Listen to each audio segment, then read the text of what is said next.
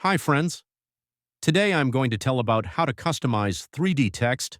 First of all, open Archicad, then go to Library and Object, then choose Object and drag on Floor Plan. After that, customize it accordingly. You can more understand in the video.